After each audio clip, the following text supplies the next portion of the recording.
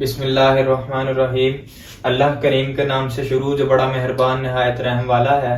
आज का हमारा टॉपिक है the basic units of classification, यानी कि क्लासिफिकेशन के बुनियादी यूनिट्स कौन से हैं। और इससे पहले आप अगर कल वाले लेक्चर को थोड़ा सा रिकॉल करें तो कल हमने पढ़ा था टैक्सोनॉमिक हायरार्की। टैक्सोनॉमिक हायरार्की ने आपने टैक्सा की डेफिनेशन देखी थी। The groups into which organisms are classified is called taxa. Each taxa form a letter like structure is called taxonomic hierarchy. Taxonomic hierarchy पढ़ने के बाद आपने वो पूरा टैक्सा पढ़ा था। उसमें आपने ह्यूमन बीइंग का टैक्सा पढ़ा था और आपने पी प्लांट का टैक्सा पढ़ा था। और आपने वो उसमें क्या था, आपके ग्रुप्स में सबसे पहले सबसे बड़ा ग्रुप कौन था किंगडम था, फिर फाइलम था, उसके बाद क्लास थी, ऑर्डर थी, फैमिली थी, जीनस थी, स्पीशीज थी। स्पीशीज के जो जानदार थे वो सबसे ज्यादा रिलेटेड थे, ज्यादा रिजेम्बलेंस रखते थे as compare to other groups. उसकी जैसे जैसे हम ऊपर की तरफ बढ़ते जाएंगे तो वो उनमें रिजेम्बलेंस कम होती जाएंगी और डिफरेंसेस ज्यादा होते जाएंगे। और उसके बाद आपने कल एक टेबल पढ़ा था, उसमें आपने एग्जांपल यानी टैक्सा आपने पढ़ा था एक ह्यूमन बीइंग का और दूसरा था पी प्लांट का। उसमें आपने ह्यूमन का देखा था कि ह्यूमन के किंगडम कौन था एनिमिलिया था, और उसके जो फाइलम था वो था कॉर्डेटा था, और उसकी क्लास थी जो मैमलिया थी, और जो ऑर्डर था वो उसका प्राइमेट था, और जो उसकी जीनस थी वो होमो थी, और उसका स्पीशीज का नाम होमोसेपियन था। ठीक है, इसी तरह आपने उसके पी प्लांट की भी पढ़ी थी। और आज का हमारा टॉपिक है the basic unit of classification. ठीक है, सबसे पहले यहाँ पे डेफिनेशन आ रही है स्पीशीज की। स्पीशीज एक्चुअली है क्या? स्पीशीज की डेफिनेशन आप इन अल्फाज में लिख सकते हो, the group of similar organism which can breed freely among themselves. ऐसे जानदारों, ऐसे ऑर्गेनिजम्स का ग्रुप जो नेचुरली तौर पर जो फ्रीली एक दूसरे के साथ मिलाप करके नई जानदार फर्टाइल ऑफस्प्रिंग पैदा कर सकें। फर्टाइल ऑफस्प्रिंग से क्या मुराद है? फर्टाइल जरखेज को बोलते हैं। जो फर्टाइल का मतलब है, फर्टाइल यूज करने का मतलब है कि ऐसे बच्चे पैदा करने जो कि आगे अपनी नस्ल को मजीद बढ़ा सकें।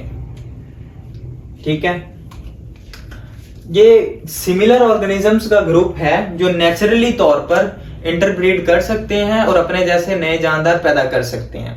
ऐसे जानदार जो मजीद अपनी नस्ल आगे बढ़ा सकते हैं। ये होगी हमारे पास डेफिनेशन स्पीशीज की। अब जैसे मैं आपको इसकी एग्जांपल देता हूं, हमारी इंसानों की एक स्पीशीज है। ठीक है, अब हम इंसान के साथ इंटरब्रीड करेंगे ना। ठीक है, इंसान के साथ सेक्स करता है। और अगर हम बात करें जानवरों की, भेड़ बकरियों की, तो बकरियों की एक अलग स्पीशीज है, भेड़ की एक अलग स्पीशीज है। ठीक है, species group of similar organism जो कि यार नेचुरली तौर पर जो इंटरब्रीड कर सके ना, मतलब कि वो स्पीशीज की डेफिनेशन है। ठीक है, कुछ यहाँ पे दो टर्म्स हैं यहाँ पे। Artificial breeding. आर्टिफिशियल ब्रीडिंग से क्या मुराद है? आर्टिफिशियल ब्रीडिंग से मुराद है एक मसनूई चुनाव, यानी हम अपनी मर्जी से किसी दो स्पीशीज जो आपस में मिलती जुलती हो, जिनका आपस में रिजेम्बलेंस बहुत ज्यादा हो, डिफरेंस बहुत कम हो, तो उनको हम आपस में इंटरब्रीड करवा सकते हैं अपनी मर्जी के मुताबिक। अगर आप इसकी एग्जांपल देखो, इसकी एग्जांपल में आप म्यूल देखते हो। म्यूल किसको बोलते हैं? खच्चर को। ये जो आर्टिफिशियल ब्रीडिंग के नतीजे में बनने वाला जो म्यूल है ना, ये इनफर्टाइल होता है। ठीक है, इनफर्टाइल का क्या मतलब है? इनफर्टाइल का मतलब है कि आप आगे अपनी नस्ल नहीं चला सकता। ठीक है, ये म्यूल पैदा कैसे होता है? मेल डोंकी हो और फीमेल हॉर्स हो। ठीक है, उनके मिलाप से क्या बनता है? म्यूल बनता है। ये हो गया हमारे पास मसनूई चुनाव। ठीक है, हमने अपनी मर्जी से दो रिलेटेड स्पीशीज ली हैं, उनका क्रॉस करवाया और उनसे एक नया जानदार बनाया, उसको म्यूल बोलते हैं। इसी तरह अगर आप टाइगर का लायन के साथ क्रॉस करवाएं तो एक लाइगर बनता है। ठीक है, तो इसकी मिसालें आपको मिलती रहती हैं, क्योंकि अब देखो ना, घोड़ा और जो गधा है वो आपस में बहुत ज्यादा रिजेम्बलेंस रखते हैं। देखा जाए तो उनमें डिफरेंसेस बहुत कम है, हाइट का ज्यादा से ज्यादा डिफरेंस होगा। ठीक है, तो उन्होंने क्या बना दिया? एक म्यूल बना दिया, इनफर्टाइल नया ऑफस्प्रिंग बना दिया। अब ये वाली बात है ना, जो ये स्पीशीज की डेफिनेशन में नहीं आती। ठीक है, और दूसरा जो इसका पॉइंट है वो है इंटरब्रीडिंग या एसेक्सुअल रिप्रोडक्शन।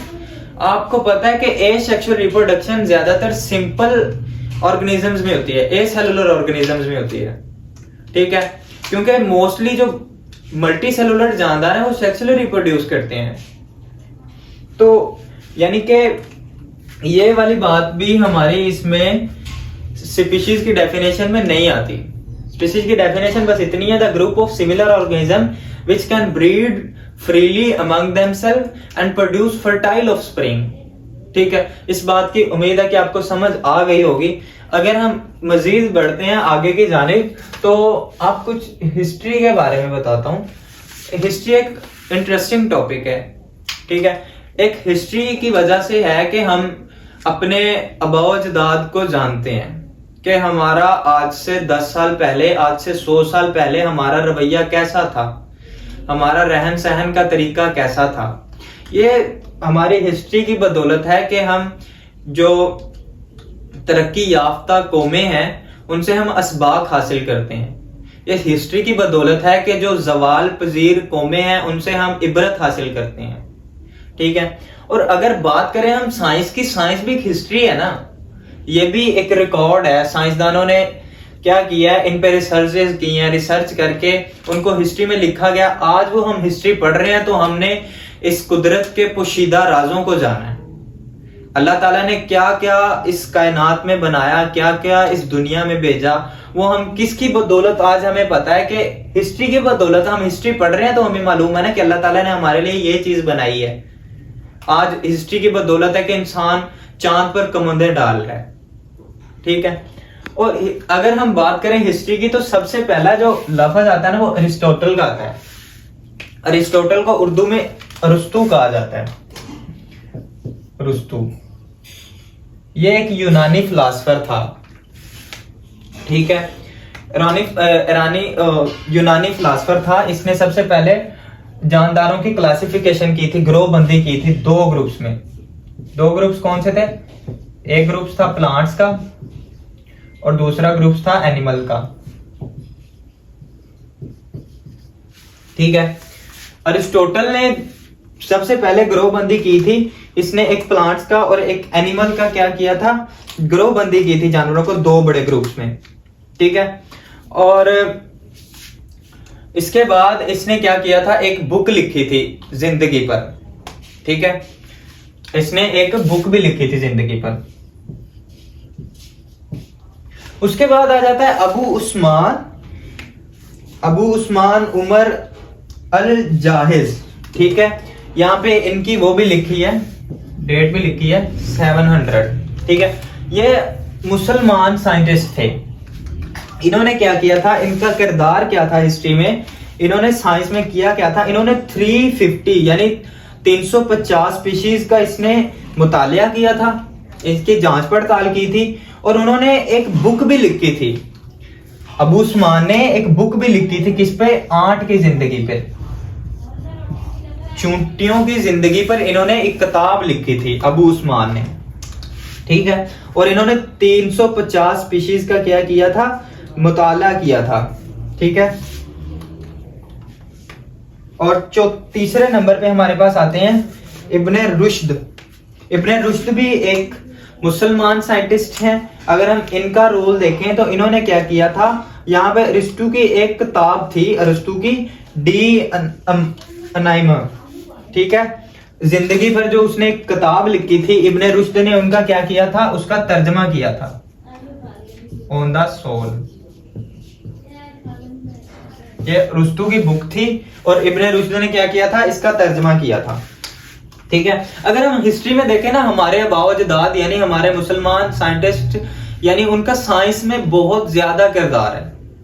उन्होंने इस जमीन पर जो जिंदगी है उनको जांचने के लिए बहुत ज्यादा उन्होंने कोशिशें की हैं, उन्होंने बहुत ज्यादा रिसर्चें की हैं। लेकिन आज हम इसलिए इससे पीछे हैं, कुछ इख्तलाफात बहुत ज्यादा बढ़ गए हैं। जैसा कि साइंस कहती है कि इंसान बंदर से बने, लेकिन हमारा मानना ये नहीं है। ये तो चलो बहुत बड़ा लंबी चौड़ी बात है, हम इस पे बहस नहीं करेंगे।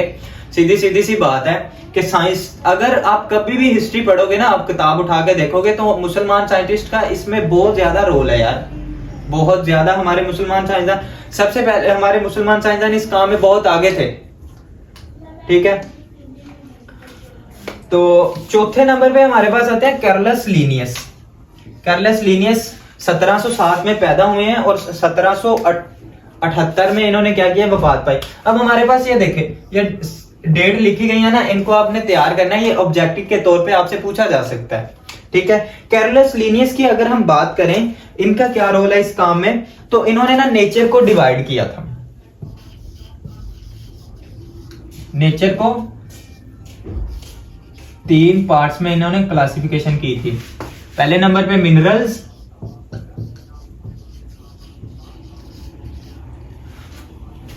दूसरे नंबर पे प्लांट्स, और तीसरे नंबर पे है, सॉरी, पहले नंबर पे मिनरल्स हैं, दूसरे नंबर पे वेजिटेबल्स हैं, और चौथे नंबर पे एनिमल्स हैं, ठीक है। अगर हम कैरलस लीनियस का एक और बड़ा काम देखें तो इन्होंने क्या किया था, जानदारों के एक बायोनोमियल नोमेनक्लेचर को भी इन्होंने क्या किया था।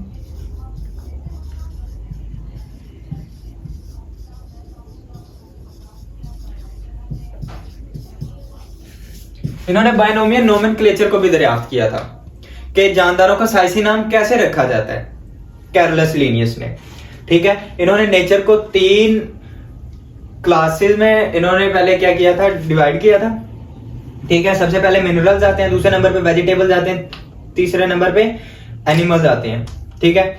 अगर हम बात करें 2 किंगडम सिस्टम की, जो कि किसने दिया था, अरस्तू ने। 2 किंगडम सिस्टम में आता है, प्लांट्स आते हैं और एनिमल्स आते हैं।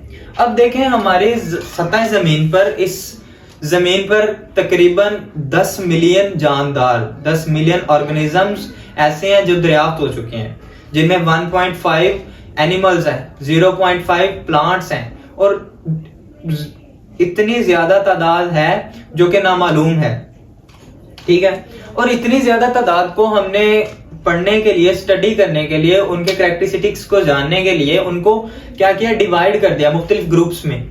अब सबसे पहले अरस्तू ने ये दिया था, उसने 2 बड़े ग्रुप्स बताए थे, प्लांट्स और एनिमल्स, ठीक है। अब इसमें बहुत ज्यादा खामियां थी, जो कि हम इंशाल्लाह ये कल को इसको डिटेल से डिस्कस करेंगे, लेकिन आज के लिए हम इतना ही पढ़ेंगे क्योंकि फिर ज्यादा लंबा लेक्चर हो जाएगा। तो हम इसको दोबारा से थोड़ा सा रिकॉल कर लेते हैं। सबसे पहले स्पीशीज की डेफिनेशन थी, the group of similar organism which can breed freely among themselves and produce fertile offspring.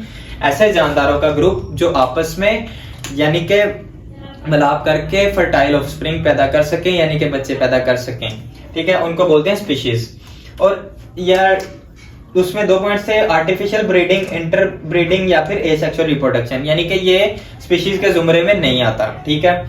Artificial breeding क्या था, मसनूई चुनाव था, यानी ऐसी 2 स्पीशीज जो कि आपस में बहुत ज्यादा मिलती जुलती हो, जिनकी रिजेम्बलेंस बहुत ज्यादा हो, मुशाबहत बहुत ज्यादा हो, हम उनको क्या करते हैं, उनका क्रॉस करवाते हैं और एक नया जानदार बनता है उसका। जैसा कि हमने एक घोड़े का और गधे का क्रॉस करवाया तो क्या बना, एक म्यूल बना हमारे पास, जिसको खच्चर बोलते हैं, जो कि इनफर्टाइल है, ये आगे अपनी नस्ल नहीं बढ़ा सकता। इस तरह एसेक्सुअल रिप्रोडक्शन जो कि ज्यादातर एसेलुलर और सिंपल ऑर्गेनिजम्स में होती है, ठीक है, ये भी स्पीशीज के जिम्मे में नहीं आता। अगर हिस्ट्री की बात करते हैं तो उसमें हमने साइंटिस्ट देखे हैं, और अरिस्टोटल, अबू उस्मान और इब्ने रुश्द, कैरलस लीनियस, इनके किरदार देखे हैं हमने, और 2 किंगडम सिस्टम देखा जो कि किसने, अरस्तू ने दिया था। अरस्तू कौन था, यूनानी फिलासफर था ये, ठीक है। इसने एक बुक भी लिखी थी। अबू उस्मान ने क्या किया था, इन्होंने 350 स्पीशीज का मुताला किया था, उनकी स्टडी की थी, और उन्होंने एक चूंटियों की जिंदगी पर एक किताब तहरीर की थी। इब्ने रुश्द का क्या काम था, इब्ने रुश्द ने जो कि अरस्तू ने जो किताब लिखी थी उसका इन्होंने तर्जमा किया था, ठीक है। और उसके बाद कैरलस लीनियस ने बायनोमियल नोमेनक्लेचर को दरियाफ्त की, यानी कि बायनोमियल नोमेनक्लेचर को मुतारिफ करवाया था कि जानदारों का साइंसी नाम कैसे रखा जाता है, और इसने नेचर को 3 हिस्सों में डिवाइड किया था, मिनरल्स, वेजिटेबल्स एंड एनिमल्स, ठीक है, आज के लिए इतना ही काफी है। इंशाल्लाह कल को हम टू किंगडम सिस्टम को डिटेल से डिस्कस करेंगे। अगर कोई गलती हो, कोई खामी हो तो आप कमेंट्स में बता सकते हो, ठीक है, ताकि मैं खुद को दुरुस्त कर सकूं। शुक्रिया, अल्लाह हाफिज।